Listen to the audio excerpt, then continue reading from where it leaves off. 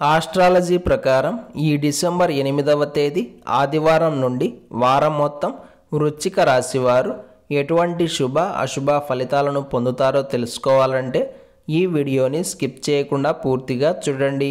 అలాగే తప్పకుండా మా ఛానల్ని సబ్స్క్రైబ్ చేసుకోండి. జ్యోతిష శాస్త్రం ప్రకారం ఈ వారం వృశ్చిక రాశి వారు కొంచెం జాగ్రత్తగా ఉండాలి.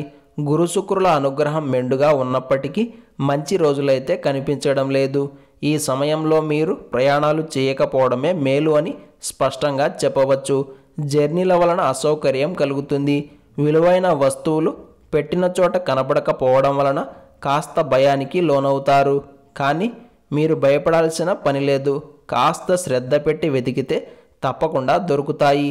ఈ వారం మీరు ఒకే సమయంలో అనేకమైన పనులు చేయాల్సి వస్తుంది. మల్టీటాస్కింగ్ చేయాల్సి వస్తుంది. దీని కారణంగా నీరసం పెరుగుతుంది, ఓపిక తగ్గుతుంది. సహకరించే వ్యక్తులు కూడా ఈ సమయంలో మీకు చేరువలో ఉండరు. ఎదుటివారికి ఇచ్చిన మాటను తప్పడానికి అవకాశాలు కనిపిస్తున్నాయి. మీరు చిన్న తప్పు చేసినప్పటికీ పక్కవాళ్ళు దానిని భూతద్దంలో పెట్టి చూస్తారు. వృత్తి, ఉద్యోగ మరియు వ్యాపారాల పరంగా కీలకమైన నిర్ణయాలను తీసుకోవడానికి ఈ వారం అంత అనుకూలమైన సమయం కాదు. ఈ వారం ఎంత ఎదుగుతున్నాం అనే దానికన్నా ఉన్నదాన్ని సక్రమంగా చేయగలుగుతున్నామా లేదా అనేది చూసుకోవడం మంచిది. ఇంటి విషయాలను ఎవరితోనూ చర్చించకండి. రహస్యాలను బయటపెట్టొద్దు. మొత్తం మీద ఈ వారం వృశ్చిక రాశి వారు ఎంత జాగ్రత్తగా ఉంటే అంత మంచి ఫలితాలను పొందుతారు.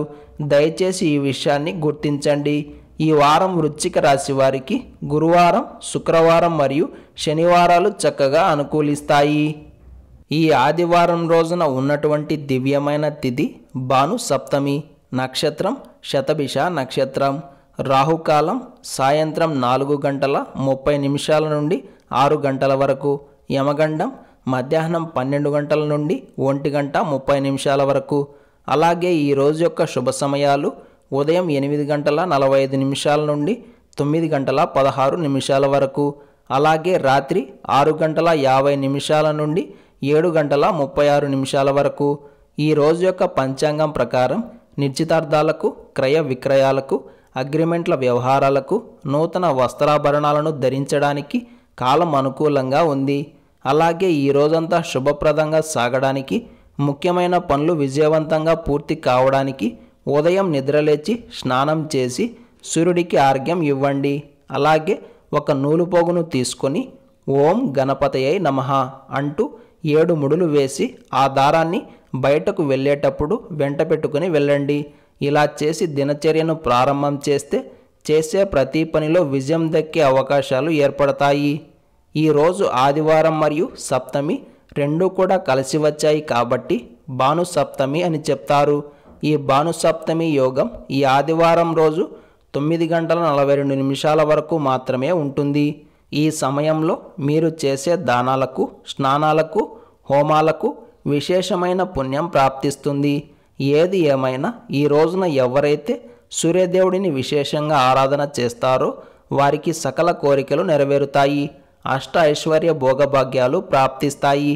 అలాగే ఈ ఆదివారం రోజు ఎవరైతే సూర్యదేవుడిని మిత్రనామంతో ఆరాధన చేస్తారో వారికి కూడా సూర్యానుగ్రహం కలుగుతుంది. అదేవిధంగా 7 మంది బ్రాహ్మణులకు ఈ రోజున స్వయంపాకం దానంగా ఇస్తే ఎంతటి మొండి రోగం ఉన్నా సరే మీ నుండి పారిపోతుంది. ఈ ఆదివారం రోజు ప్రతి ఒక్కరూ ఓం సూర్యదేవాయ నమః అనే మంత్రాన్ని పదే పదే జపిస్తూ ఉండాలి. ఇంతటి విలువైన సమాచారాన్ని ప్రతిరోజు తెలుసుకోవాలంటే వెంటనే మా ఛానల్ని సబ్స్క్రైబ్ చేసుకోండి.